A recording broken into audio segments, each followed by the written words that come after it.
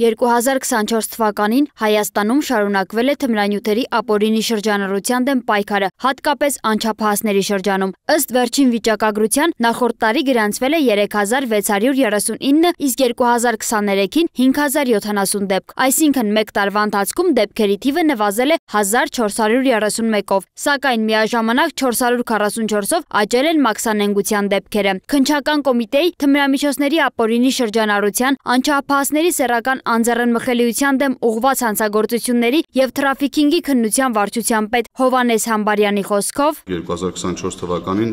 ընդհանուր թմրամիջոցների ապօրինի շրջանառության հոդվածներով, որը ներառում է թե իրացումը, թե պահելը, թե մաքսանենգությունը, պատասխանատվության է ենթարկվել 1228 անձ, որոնցից անչափահաս հանդիսացել են ընդամենը 7-ը։ Դա կազմում է նշված թվի 0.5-ից 0.6%-ը, ինչը ակնհայտորեն ցույց է տալիս նշված ոլորտում անչափահասների ցածր ներգրավվածության մասին։ Օրեր առաջ տեղեկություն էր տարածվել, որ Մղջյանի դպրոցում բարձր դասարանցիները 4-րդ դասարանցիներին ստիպողաբար թմրանյութ են տվել։ Դրանից հետո երեխաների մոտ կախվածություն է առաջացել, եւ նրանք սկսել են տնից գումար գողանալ, կրկին նույն աշակերտներից թմրանյութ գնելու։ Նախ ընդհանրապես նմանատիպ փաստ տեղի ունեցել է, չէ՞, բռնության առումով եւ շորթման առումով, եւ երկրորդը արդյոք այդտեղ եղել է թմրամիջոց թե ոչ։ Նախ նշեմ, որ Մղջյանի դեպքով քրեական ոստիկանության եւ համայնքային ոստիկանության համատեղ աշխատանքի արդյունքում ստացված տեղեկությունները հետ աշխատելիս, մշակելիս ի հայտ է եկել նաև այս տեղեկատվությունը, որի արդյունքում անձին հրավիրվել են ոստիկանություն։ Այսինքն Մղջյանի դեպքով կողմերը ենթադրյալ բռնության ենթարկված կամ ենթադրյալ տուժող եւ ենթադրյալ կատարող կողմերը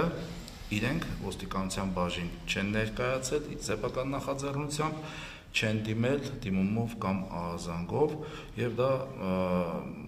աշխատանքի արդյունքում է ի հայտ եկել։ Անդրադառնալով վերջին շրջանում լրատվամիջոցներում եւ սոցիալական ցանցերում տարածված երեխաների առևանգման լուրերին, Էդգար Պետրոսյանն ընդգծել է, որ դրանք փաստացի չեն հստակեցվել։ Օրինակ բերելով Գորիսում տարածված լուրը, նա նշել է, որ խոսքը եղել է առաքիչի մասին, որը պարզապես սուրճ խմելու ընթացքում երեխաներին հյուրասիրել է կոնֆետներով։ Ավելի ուշ պարզվել է, որ ոչ մի երեխա հիվանդանոց չի տեղափոխվել եւ կոնֆետների մեջ թմրամիջոց չի եղել։ Լուրերը լրիվ այլ ձևի էին, որ երեխաները մասսայական հիվանդանոցում են, դա թմրամիջոց է եղել,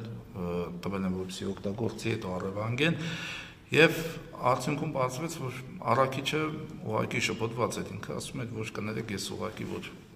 երեխաներ եմ տեսել, կոնֆետ եմ տվել, դրա մեջ ոչ մի վատ բան չկա, բայց խոստանում եմ այլևս չանեմ։ Հիմա